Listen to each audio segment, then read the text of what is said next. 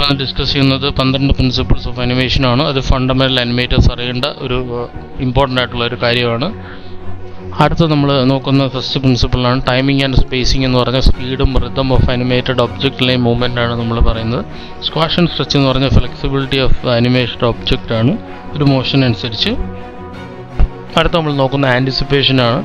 ഒരു ആക്ഷന് മുമ്പേ ചെയ്യുന്ന ഒരു ആക്ഷൻ, ആ ഒരു ആക്ഷൻ രജിസ്റ്റർ ചെയ്യാൻ വേണ്ടിയിട്ട് മെയിനായിട്ട് ചെയ്യുന്നതിനാണ് നമ്മൾ ആൻറ്റിസിപ്പേഷൻ എന്ന് പറഞ്ഞാൽ. സ്റ്റേജിൽ എന്ന് പറഞ്ഞാൽ ഒരു സ്റ്റേജിൻ്റെ അകത്ത് എത്ര ക്യാരക്ടർ പ്ലേസ് ചെയ്യുന്നു, അല്ലെങ്കിൽ ക്യാമറ ആംഗിൾ എന്താണെന്നുള്ള കാര്യം ഡിസ്ക്രൈബ് ചെയ്യുന്നതാണ്. സ്ട്രെയിറ്റ് അഹെഡ് എന്ന് പറഞ്ഞു കഴിഞ്ഞാൽ ഡിഫറെൻറ്റ് അപ്രോച്ചസ് ആണ്, അത് ഡിഫറെൻറ്റ് അനിമേഷൻ സ്റ്റൈൽസ് ആണ്.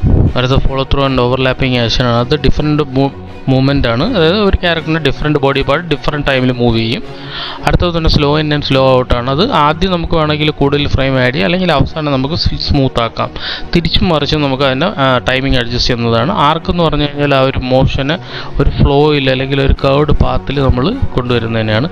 സെക്കൻഡറി ആക്ഷൻ എന്ന് പറഞ്ഞു കഴിഞ്ഞാൽ അതൊരു മെയിൻ ആക്ഷൻ്റെ സപ്പോർട്ടിങ് മൂവ്മെൻ്റ് ആയിട്ട് വരുന്നതിനാണ് നമ്മൾ സെക്കൻഡറി ആക്ഷൻ. ടൈമിംഗ് അറിയാമല്ലോ, അത് വളരെ ഇമ്പോർട്ടൻ്റ് ആയിട്ടുള്ള കാര്യമാണ്. രണ്ട് പോസിൻ്റെ ഇടയിൽ നമ്മൾ ഏത് ടൈമിംഗ് ഫിക്സ് ചെയ്യുന്നു അതനുസരിച്ച് അനിമേഷൻ നമുക്ക് അഡ്ജസ്റ്റ് ചെയ്യാം. എക്സാഗ്രേഷൻ ഒരു ആക്ഷനെ കൂടുതലായിട്ട് എംഫസൈസ് ചെയ്യുന്നതിനാണ് നമ്മൾ എക്സാഗ്രേഷൻ എന്ന് പറയുന്നത്. സോൾവ് എന്ന് പറഞ്ഞു കഴിഞ്ഞാൽ അതിൻ്റെ ഫോമും പ്രപ്പോർഷനുമാണ് ക്യാരക്ടറിൻ്റെ ഒരു ഫോമും പ്രപ്പോർഷനും. അപ്പീൽ എന്ന് പറഞ്ഞു കഴിഞ്ഞാൽ overall aesthetic of the character.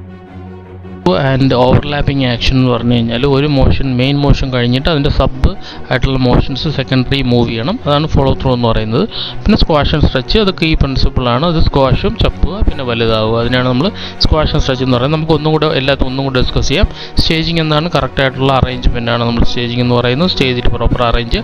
Timing എന്ന് പറയുന്നത് ഡിഫറെൻറ്റ് മൂഡ്സ് അനുസരിച്ച് അനിമേഷൻ്റെ കോമഡിയോ ടൈമിങ്ങോ ഡ്രാമാറ്റിക് ചേഞ്ച് ചെയ്യും. സെക്കൻഡറി ആക്ഷൻ എന്ന് പറഞ്ഞു കഴിഞ്ഞാൽ എൻഹാൻസ് ചെയ്യാനാണ്, മെയിൻ ആക്ഷൻ എൻഹാൻസ് ചെയ്യാൻ വേണ്ടിയിട്ട് അഡീഷണൽ കൊടുക്കുന്നതിന് സെക്കൻഡറി ആക്ഷൻ.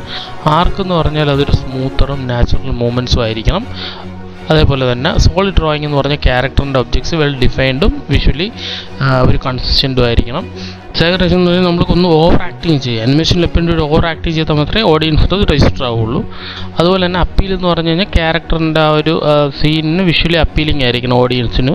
ഇപ്പോൾ ഏതാണ് ക്യാരക്ടർ അത് വിഷ്വലി അപ്പീലിംഗ് ആയിരിക്കണം. പിന്നെ ഫോളോ ത്രൂ ആൻഡ് ഓവർലാപ്പിംഗ് നമ്മൾ നേരത്തെ പറഞ്ഞ കണക്ക് റിയലിസ്റ്റിക്കും ബിലീവബിൾ ആയിട്ടുള്ള ഫിസിക്കൽ മൂവ്മെൻറ്റ്സും നമുക്ക് വേണം. Slow in and slow out എന്ന് പറയുന്ന സെൻസ് ഓഫ് വെയിറ്റ് ആവാം, റിയലിസ്റ്റിക് ആവാം, നാച്ചുറൽ അനിമേഷൻ മൂവ്മെൻറ്റ് ആൻഡ് ആക്ഷനെ നമുക്ക് slow in and slow out എന്ന് പറയാൻ സാധിക്കും. ഇതാണ് 12 പ്രിൻസിപ്പിൾസ് ഓഫ് അനിമേഷൻ.